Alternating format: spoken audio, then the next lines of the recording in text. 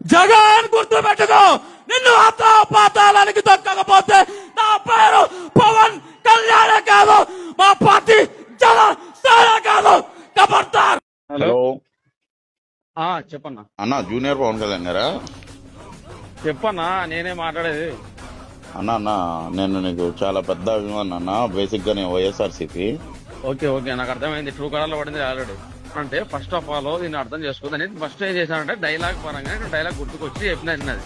Dialogue పరంగా అంటే ఇదేమన్నా సినిమా డైలాగ్ అంటే ఇదేమన్నా పుస్తకాల్లో రాసి పెట్టారా? శ్రీశ్రీ గారు రాశారా, లేదంటే మన ఎవరైనా పెద్ద పెద్ద కవులు రాశారా? డైలాగులు కొట్టానని చెప్పని చెబుతున్నావు నువ్వు. ఇది డైలాగ్.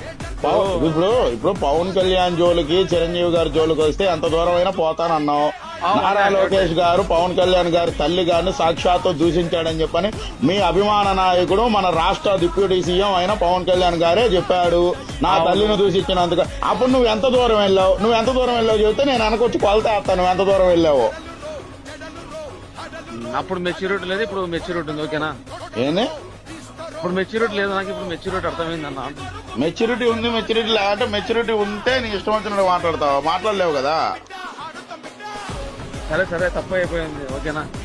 తప్పైపోయి ఇప్పుడు నువ్వు ఫస్ట్ ఆఫ్ ఆల్ నువ్వు అన్నది ఒక జగన్మోహన్ రెడ్డి అనే వ్యక్తిని కాదు.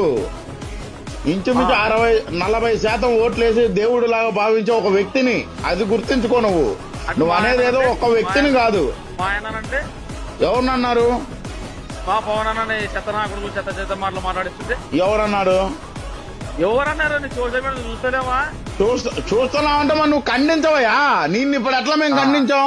నిన్నేదన్నా ఒక బూతు మాట అన్నా మేము చెప్పేది నిన్నేదన్నా ఒక బూతు మాట అన్నావా? ఇప్పుడు ఫోన్ చేసి రాజకీయంగానే మాట్లాడావా? నిన్నేమన్నా వ్యక్తిగతంగా మాట్లాడావా?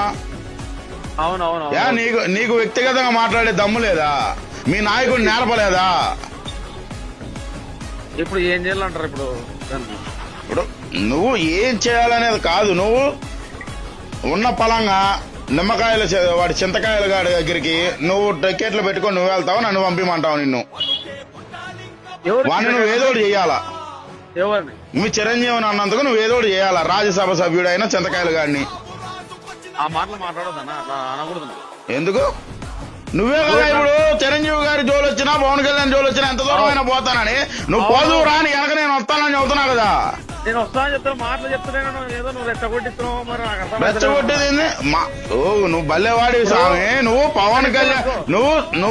పవన్ కళ్యాణ్ జోలు గాని చిరంజీవి జోలు గాని వస్తే ఒప్పుకోనన్నావు కాబట్టి నువ్వు ఒప్పుకోమాకనే చెబుతున్నాం మేము. నిన్నెవడు ఒప్పుకోమని చెప్పట్లా.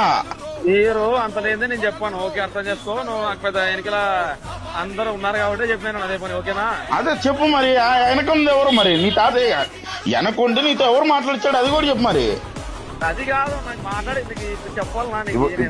ఇప్పుడు నువ్వేం చెప్పా? నా వెనకాల ఉన్నారు, నేను వెనకాల ఎవరు లేకుండా నా ఇష్టం వచ్చినట్టుగా నేనేం చెప్పనన్నావు కదా. మరి నీ వెనకుండి నీతో ఎవడు చెప్పించాడు? ఇప్పుడు ఆడ జరిగిన మాట్లాడద్దు. ఎవడో మాట్లాడే మాటలు మాట్లాడద్దు. సరే, ఎవరండి సార్? ఆ సార్ ఎవరు సార్? చెప్పండి సార్. మీరు ఇవన్నీ అవసరం లేదు. ఆ సార్ ఎవరు? నీ చేత జగన్మోహన్ రెడ్డి గారిని అంత పెద్ద స్టేజ్ మీద